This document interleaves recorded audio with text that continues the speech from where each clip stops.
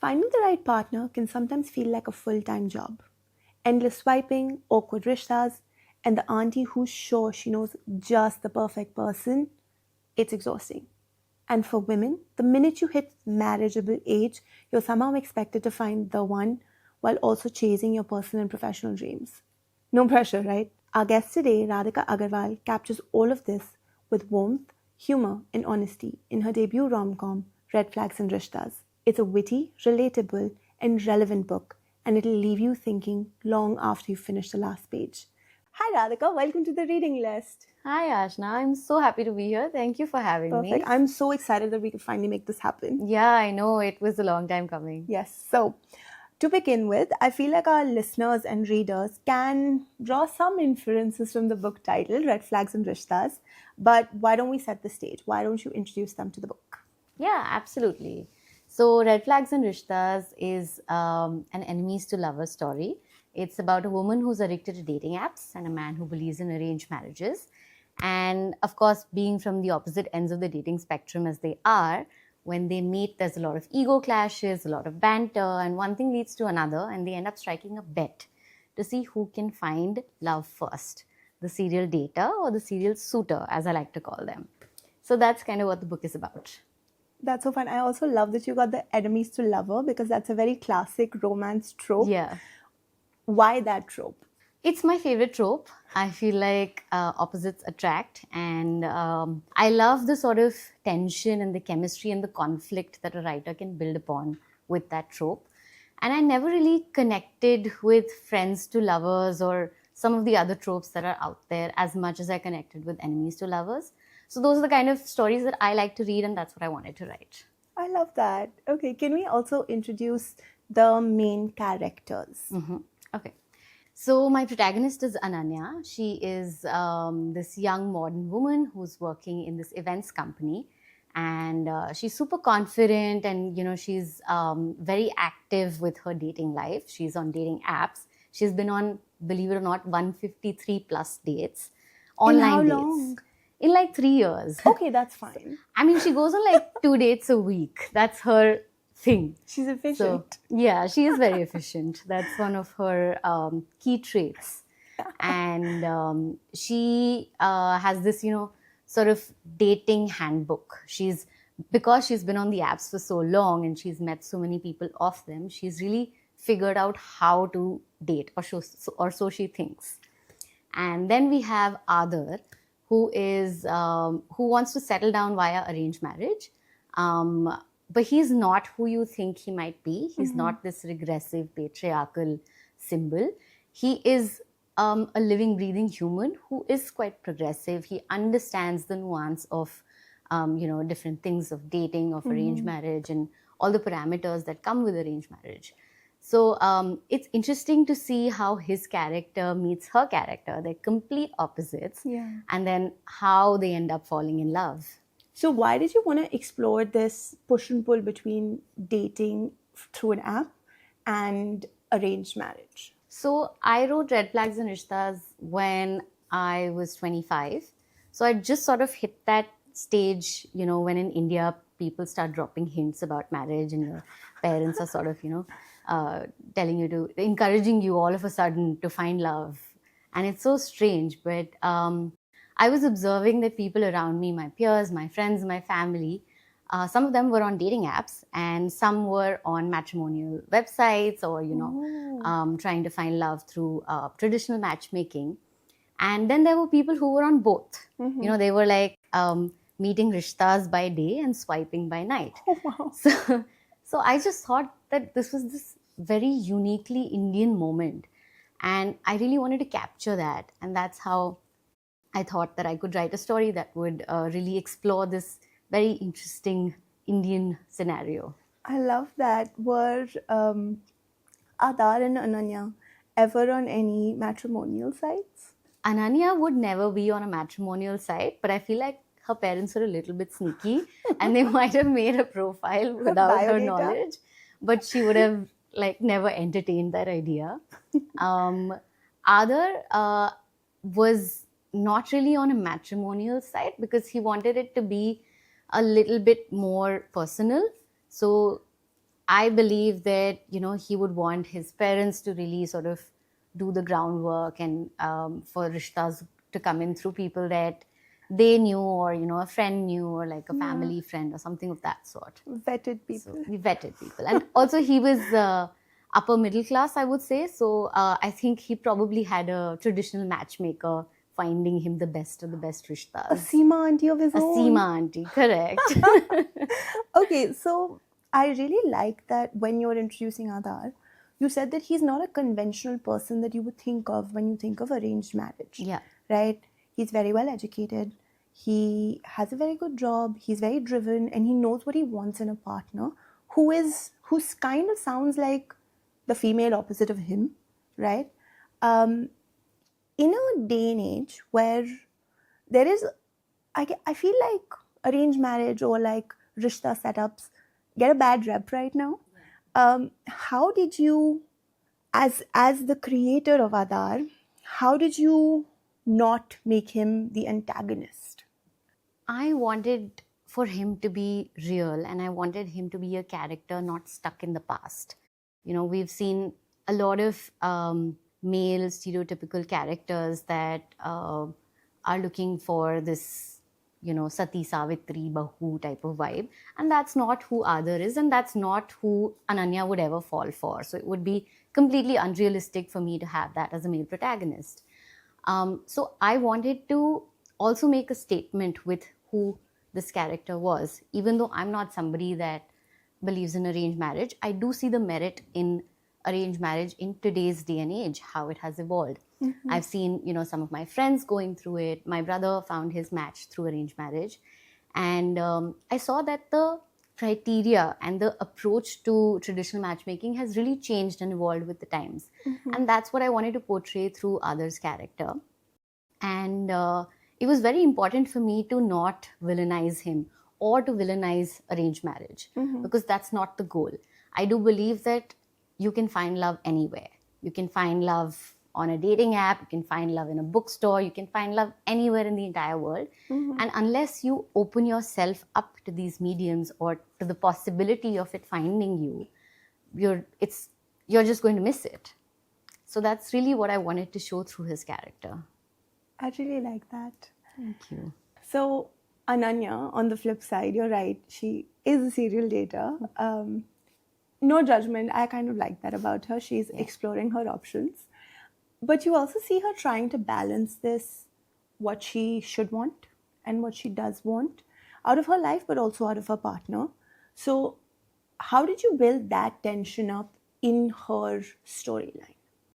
So it was very important for me to make Ananya this not so stereotypical character that, has only ever had one boyfriend and is this virginal, inexperienced character that we see all the time in pop culture in India.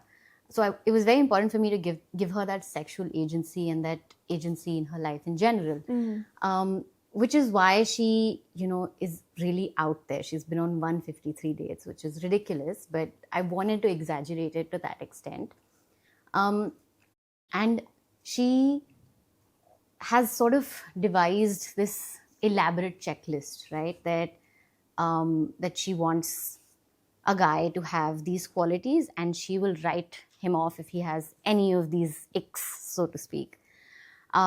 Which is also a bit of a coping mechanism, right? It's a defense mechanism. She wants to guard herself. She's using all these rules as a shield.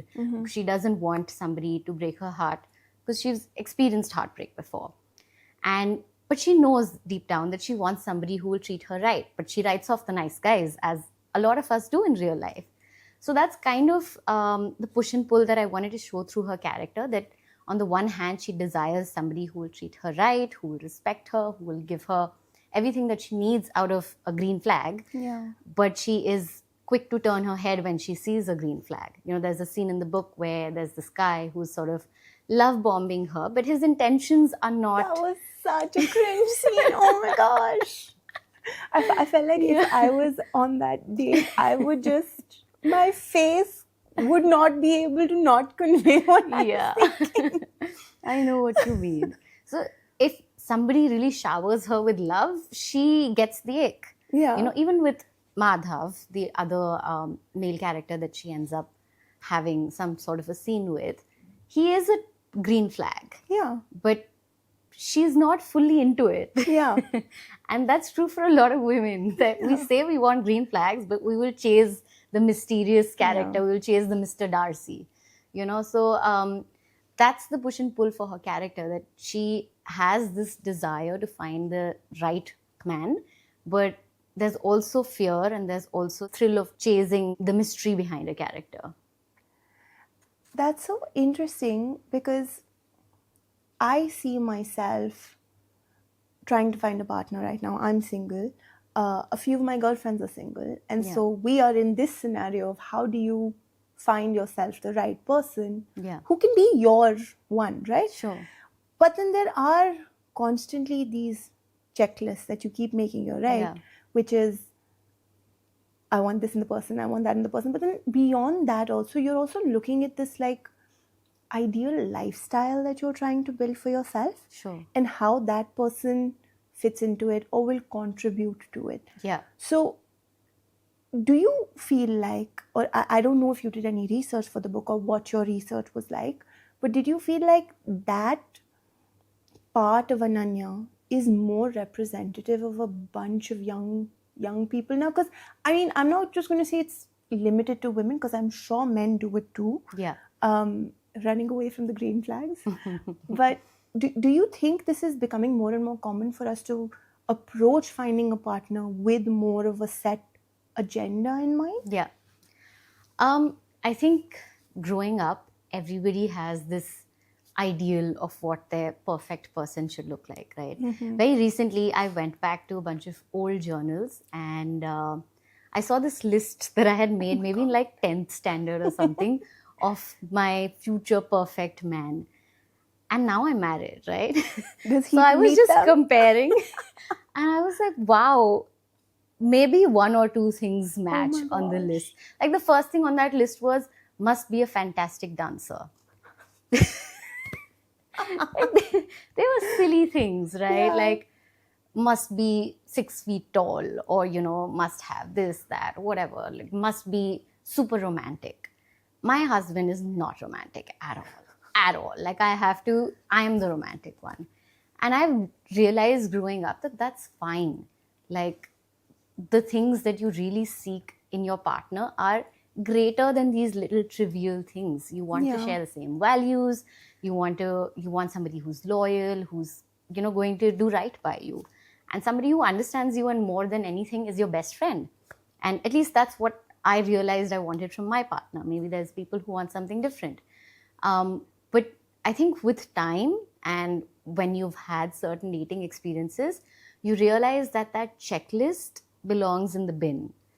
There's no room for that checklist in finding love, because love does not come with a checklist. It does not come with boxes that you can tick.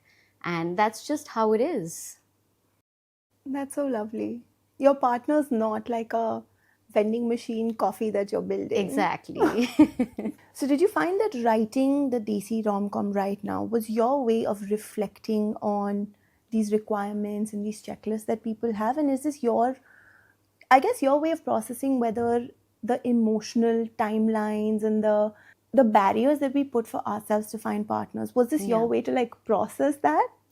I mean, when I started writing, I didn't really think of it as something that would help me in my life, but it absolutely did. I feel like this book has so much of my soul from my mid-20s, because I was experiencing all of these things as I was writing them.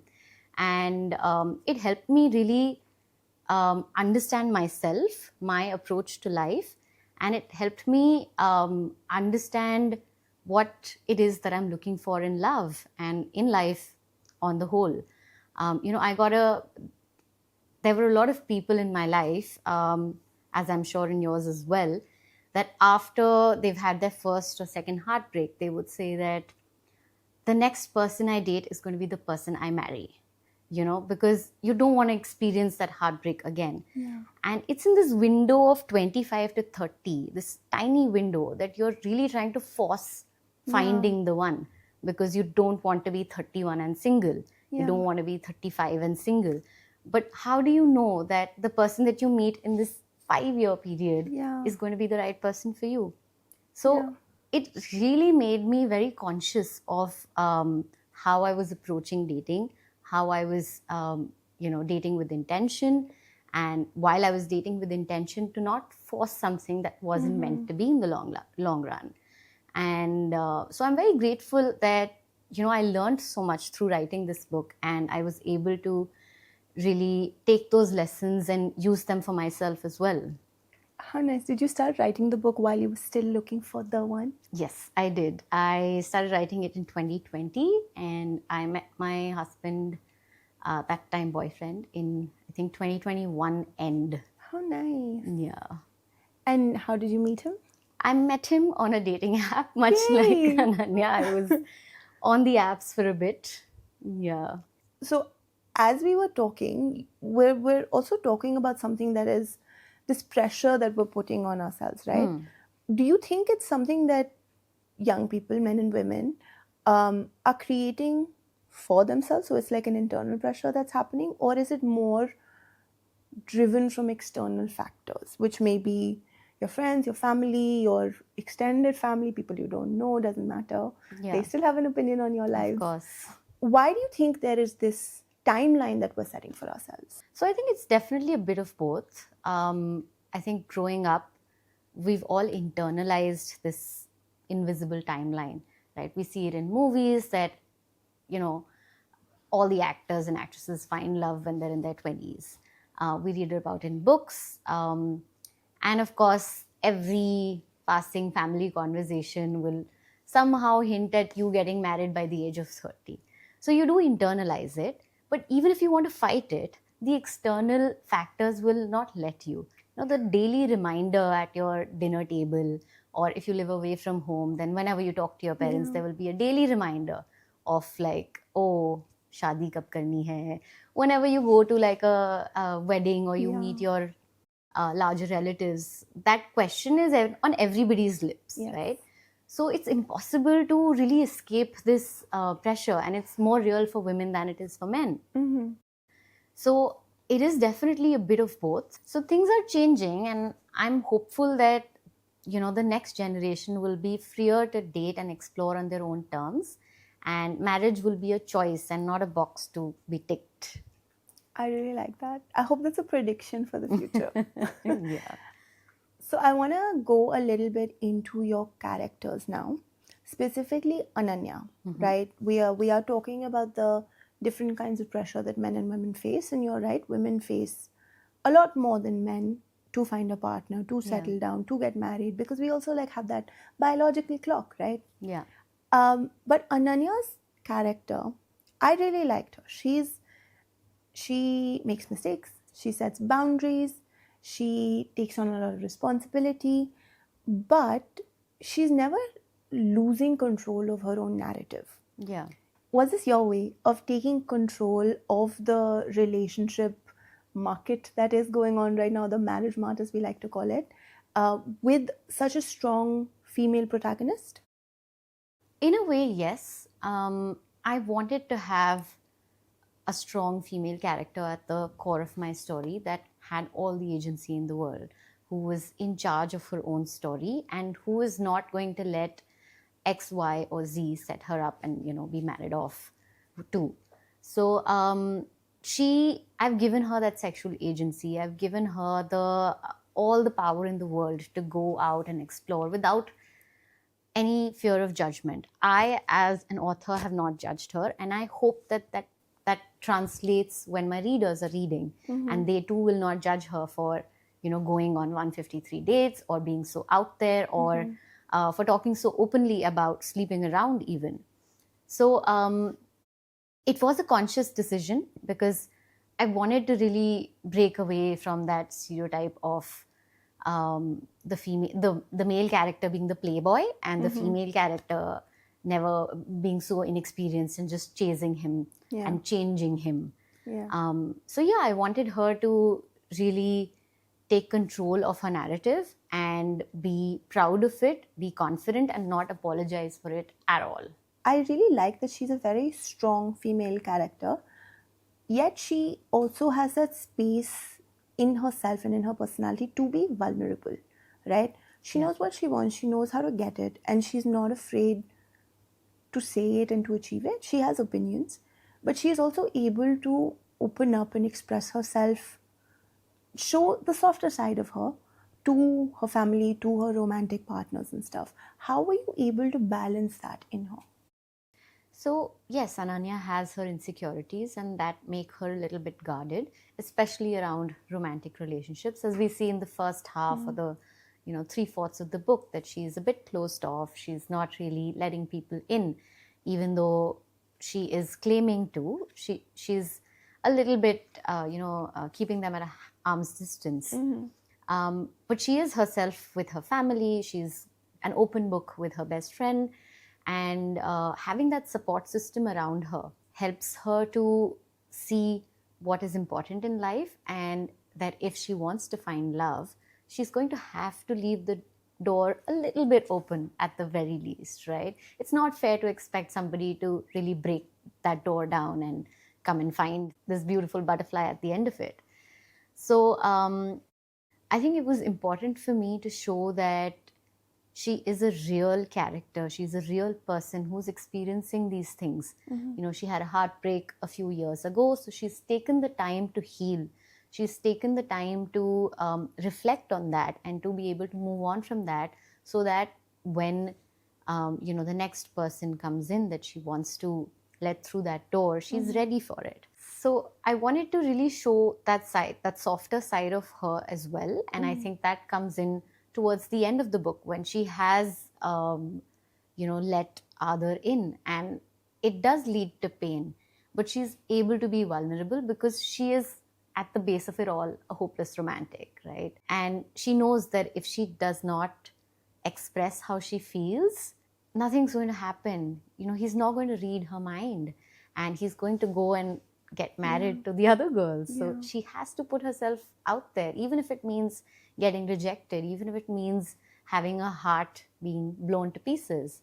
She's aware that that's what love requires, and there's no guarantee that there's going to be a happy ever after.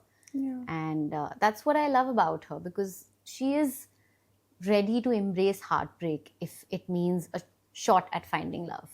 She's a realistic, hopeless romantic. Yes, that she is. So this bet between Ananya and Adar, Ananya finding a boyfriend and Adar finding a wife. There's a tall order that Adar is setting for himself. That's true. When I was reading that, I was like, you'll be able to do that. You haven't been able to do it for a year, but that's all right. Very confident. Yeah. But that's like a gamification of finding a partner, right? Yeah. And you see this also now in the apps with the swipe motion. It's like finding a partner itself has become such an exhaustive activity. You need something to keep people engaged, to go through it. Yeah. Because you're constantly just assessing people. Everybody has their checklist, like we spoke about. So was this bet your way of reflecting that emotional investment, but then also exhaustion that people feel as they're finding a partner?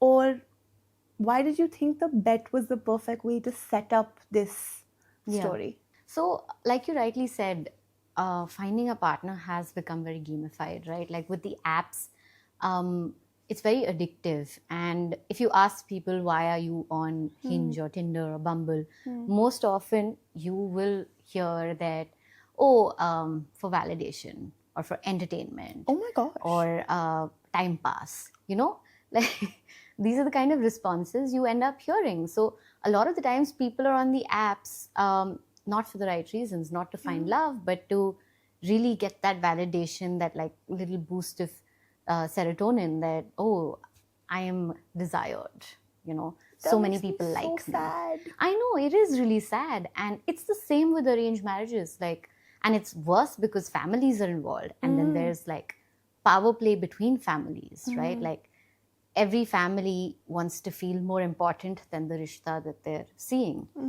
I wanted to really exaggerate that. I wanted to make that more humorous, more larger than life. And that's how I incorporated the bet, because I thought it was a very fun take on what is happening with dating apps and with Rishtas. So that's how the bet came into play, and I thought it would be really fun to just blow it out of proportions and insert a little bit of social commentary in there as well.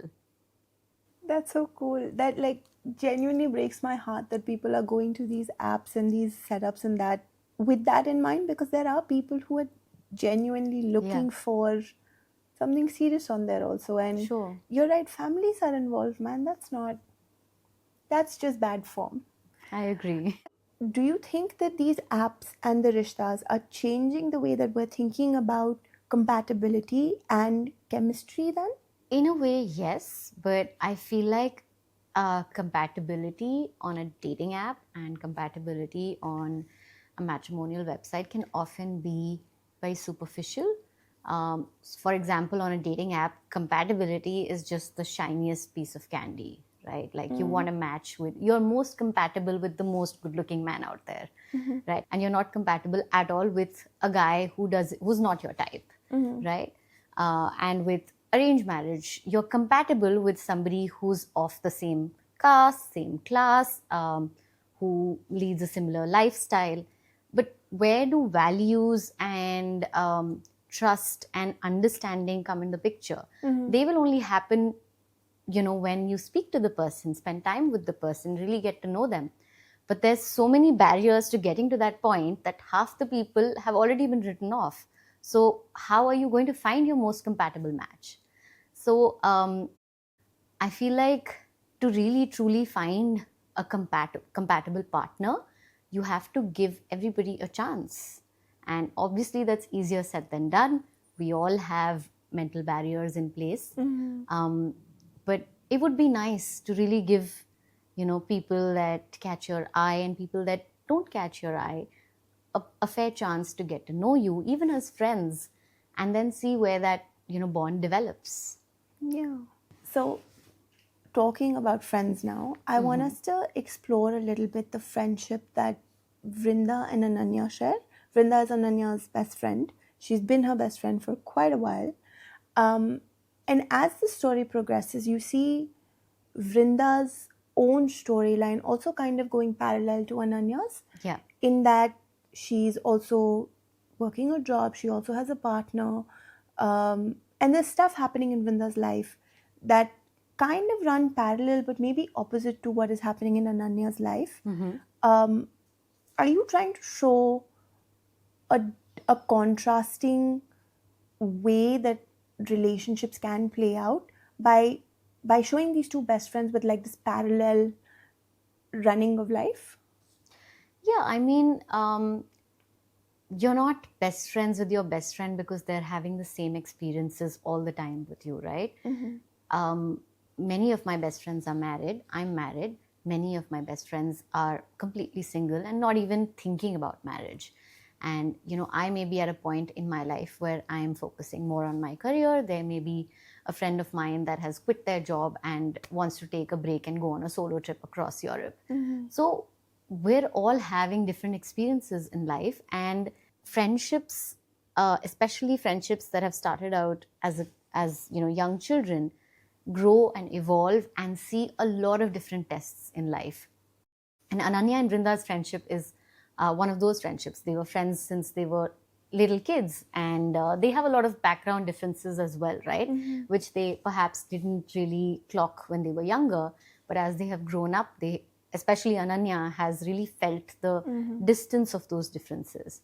So I wanted to showcase that two people who are completely different in terms of their lifestyles, in terms of their life experiences, and what they're currently experiencing right now, can still be there for each other, can still support each other, and find humor and life and heart in the bond that they share. And that's what I wanted to, showcase through Ananya and Vrinda's bond. I thought their friendship was so beautiful because usually when we see women friendships Yeah. in popular media, it's always antagonistic and women are always pitted against one another. But their friendship was so real and it was so reflective of so many people's actual lived experiences where strong Yeah. female friendships and bonds play such a pivotal role in people's lives. I loved that they were both honest with one another. They were both messy around one another. Their friendship Yeah. is flawed, but it's not toxic. Right. Was that also on purpose? Absolutely. I feel like I don't know what a perfect friendship looks like. I don't think there's any such thing as a perfect friendship. Best friends misunderstand each other, best friends get upset with each other, they fight with each other, they sometimes don't speak for weeks, and that's okay, that's normal. Um, that's how you really grow with a person. Yeah. So, romantic relationships and friendships are not very different in that sense. You can't have a friendship that just never has any ups and downs. That would be very superficial. But of course, by by showcasing these ups and downs and their friction points, I wanted to show how real their friendship is, how real their bond is, without making it toxic. It's okay. It's very human to feel jealous of your friend when they're getting something that you kind of want for yourself, but at the same time be ecstatic that they are getting something that they wanted. Yeah. So it's a human emotion, and it's okay to feel that way, as long as you know that you're on your friend's side and you're never going to do them wrong. Yeah. It's completely okay to have these emotions come and go. So it was very important for me to have their friendship be real and not this picture perfect theory of a friendship. I'm very lucky to have some of the best female friends that I've had in my life. I honestly call them my soulmates. I don't know if I've really referred to my husband as my soulmate that often, but I call my best friends my soulmates, and I truly believe that they are my soulmates. I don't think anybody in the entire world understands me as well as them. And we've had the worst fights over the years, right? Yeah. But we found our way back to each other. There's never been a doubt that we won't be friends for life. I know that we're going to be those grannies that go on trips together and have so much fun in Las Vegas or something. So I think having a strong female friendship, just it came naturally to me to write it as such. Have you and your friends ever discussed buying like a little plot of land and having your own little cottages? Because mine, having your own little commune with your families. Yeah, absolutely. Growing up, me and one of my best friends, Soumya, we used to have this fantasy that we are going to buy this plot of land that I think actually belongs to Khushwant Singh. Because we used to cross it when we would go to school every single day, and we loved that plot. It's in Chanakyapuri.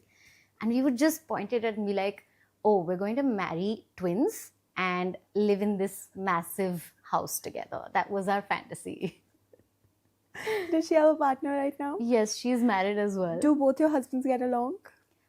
They haven't spent as much time together, but they're visiting us in 2 months' time. So I'm very excited. Good. I'm sure they'll get along. They better. They don't Yes, have a choice. they don't have a choice. We have to live together. That's so sweet. So talking about life not being picture perfect, it isn't really. Life is messy, right? Yeah. But there's a bunch of references that you make in the book to Bollywood and perfect Bollywood tropes about what romance is and what romance should be. What we've literally been fed that this is a romantic moment, right? Is that your way of kind of critiquing but also commenting on the fact that romance does not always have to look the way it does exactly like on the big screen? There are many ways of something being romantic, and Bollywood is just one form of that. So I am a huge Bollywood lover. Like, I am the biggest Shah Rukh Khan fan you will ever find. I have spent so many nights outside in Mannat. I'm ashamed. Oh, wow. I used to live in Bombay. Have you ever met him? I have twice. I gave him this handwritten letter that I hope he read. How sweet. But no, so growing up, I had this, vision that I want a Shah Rukh Khan.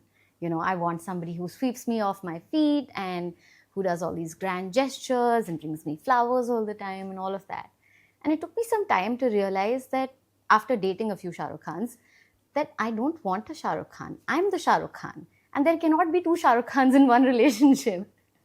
So I need the opposite of a Shah Rukh Khan. Yeah. So, I am this filmy Bollywood person, and while I think that is great and there's space for that in life, there needs to be that awareness that entertainment is different from reality.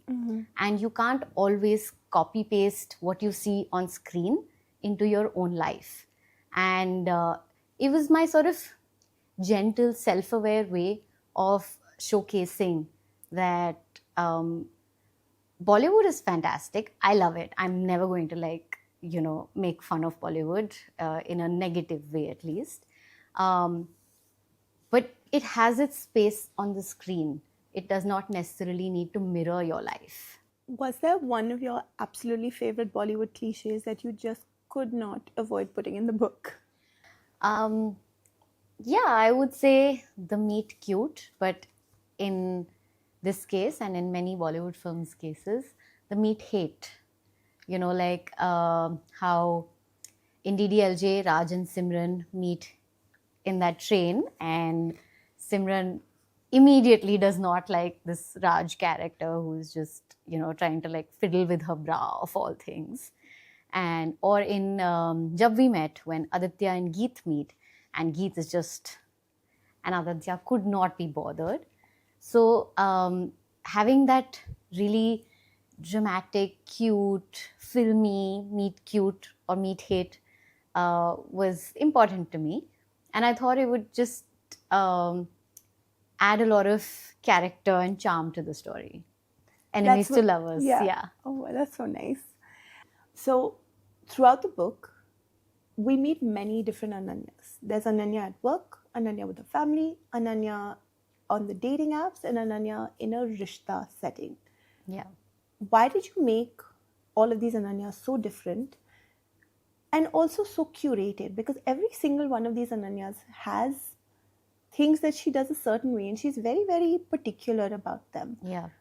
But why was this difference so stark, and why was the curation so important for you? I think we all lead curated lives, and we all have fronts that we put up in different aspects of our life. Like me in my 9 to 5 versus me at home is very different, right? Me with my friends versus me with my mother-in-law, completely different personalities. And that comes from this very human emotion of wanting to people please, to fit in, to sort of sell that aspect of yourself that the other person will like. So when Ananya is at work, she wants to dress a certain way because she knows that even though there's no dress code, she knows that her fashion magazine will not be okay with her just coming in like joggers, right? Yeah. But she's also not this glamorous person like Vrinda who will dress up every day and get a blowout and come. So she's found this sort of middle ground where she's like, okay, I'm going to wear a cute little dress with sneakers. That's my compromise. So what we're doing right now. Yeah. Correct. Same with her meetings on the dating apps. She wants to project herself in a certain way, but which may not be an accurate representation of who she is. The real her is who we see when she's with her parents, when she's with her best friend Vrinda, later on when she's with other. So, and I feel like that's true for all of us. We do that. We try to sell the best parts of ourselves to people when we meet them for the first time in a romantic setting, the most professional parts of ourselves to our bosses, and so on and so forth. And it is a commentary on real life. I think my book is very much a representation of how we live in today's world in contemporary times. And I wanted it to be reflective of that and not be far removed and not this ideal picture that is not really true. Do you think this social self-performance is something that women tend to do more than men, or do men do it too? I think definitely both genders do it, but the pressure for women is a lot louder. I feel like, especially in our society, women are supposed to behave in a certain way, right? In different settings, they're expected to present themselves in a certain way, and we've sort of internalized this as well. And I'm sure it's true for men as well. Like, I'm sure they feel the need to project this financial stability aura, or they, on dating apps, they feel the need to project themselves as taller than they actually are, as you see in the first chapter of my book. So it is definitely true, but I feel like women carry more of the weight in our society, at least, and perhaps universally as well. So by the middle of the book, Ananya's drive to find a partner, to find the perfect boyfriend, Yeah. it's kind of turning into exhaustion, and you can see it, like you can feel it with the scenarios that you're building in the book, but also with every word that you're writing. You're like, too much, 153 is too many dates. It's time, we should find the one by now. But the way you've written it, it doesn't come off as bitter or defeated, right? She's exhausted, but she's like, I'm not giving up. Yeah. How were you able to do that? With humor, with a lot of heart, with humor, with sarcasm, with maintaining this light tonality, because this is a rom-com, right? You cannot take the com out of the rom-com. If I were to make her bitter or extremely whiny, then I feel like she wouldn't be such a fun character to read. And by inserting that humor, which we may not always have in our real lives, like when we are going through dating fatigue, sometimes we are a bit depressed. Sometimes we are, anxious and frustrated and feeling all these things that may not be funny at all. But because this book is, at the end of the day, entertainment with obviously social commentary, I wanted to make it light. I wanted to use the humor to show that you can enjoy this part of life as well.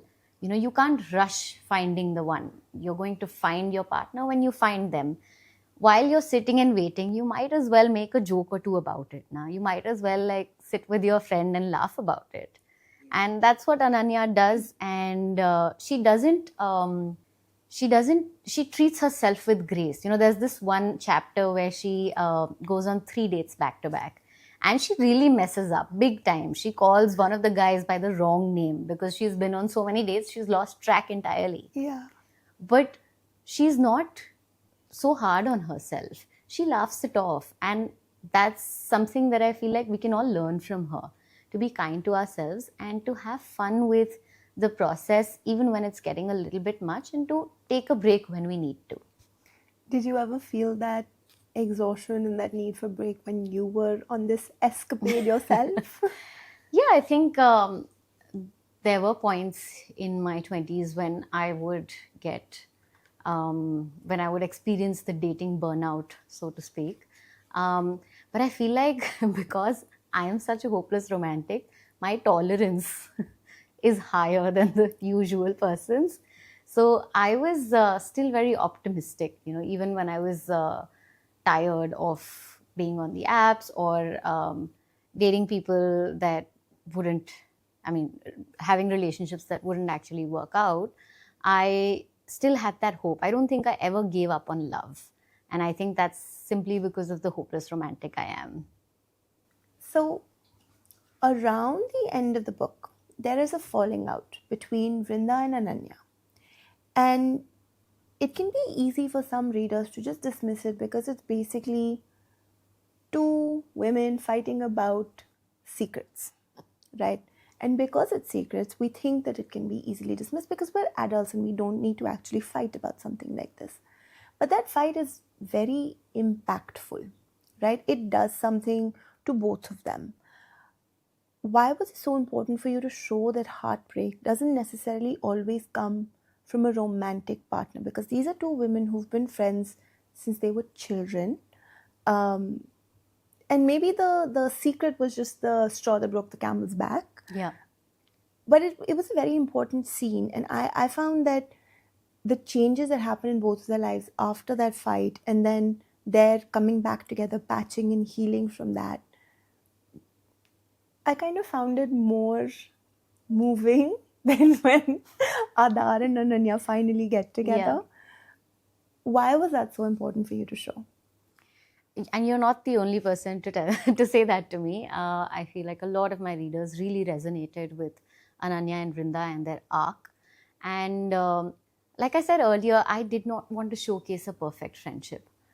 Friendships have fights, and sometimes these fights are really heartbreaking. I think some of my greatest heartbreaks have been over, fights I had with my friends, or over friends that I lost due to misunderstandings, or things like that. So your friends are such a core part of your being. When you lose a friend, especially a friend that you've had since you were young, you lose a part of yourself. And a lot of people don't realize that until they're not there in your life anymore. Because you take your friends for granted, right? They're always a call away. As you grow up, you realize that friendships need work. Friendships also grow and evolve, and they're just as important as your romantic relationships, and you need to invest in them, and you need to give them the care that they deserve. And with Ananya and Vrinda, I wanted to show that their friendship had its ups and downs, and in their downs, they were like, both of them were incomplete without the other, right? Like it goes back to my own feeling of calling my best friends my soulmates. Ananya and Vrinda are soulmates. And I think that comes through in the book, because a lot of my readers tell me that they relate so hard to their friendship.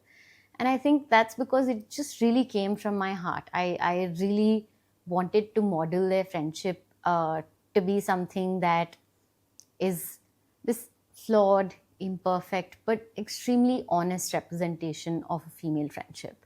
And that's where I wanted to take that. One thing that I really liked about the friendship, but also about the book in general, I think, is that I could really relate to it, because the scenarios that you're building are very real for us in our context right now. Yeah. Right? However, as a rom-com, the market of rom-coms right now is dominated by writers from the West. Mm-hmm. Have you ever got any pushback from readers of rom-coms or readers of romance who may not actually want to explore a rom-com through a Desi lens? 100%. And I wouldn't fault them. I feel like growing up, I read, Western authors. My favorite authors growing up were Meg Cabot and Sophie Kinsella. And, they've influenced my writing so much as well. So I understand where readers are coming from when they say, oh, we only read Western authors, because perhaps they have not related to some of the romance books that have come out over the years. Perhaps because they were a bit cliched, or perhaps because they couldn't relate to it. They weren't really reflecting their experiences. And perhaps it's also because a lot of the Indian authors in the romance space in the last 10 or 20 years have been men. And no disrespect to them. I feel like they've done a fantastic job, and there's definitely an audience out there for them. But there is, this female audience that is waiting for an Indian female voice that really truly captures their experiences. I grew up reading Anuja Chauhan, and I love her to bits. And I wanted to sort of help bridge that gap and help put out more female voices that can capture romance as women experience it in India, in this generation, in this day and age. And that's what I wanted to do, and I'm hoping that I continue to do that for a long time. Are you going to become a staple on bookshelves? I hope so. Are you already working on something else? I am. Very big question for you now. do you think young Indians are moving away from the arranged marriage scene and going more towards the apps? Or are they just reframing arranged marriage now on their own terms? I think there's definitely a section of our generation that is going back to arranged marriage and changing it to fit their needs.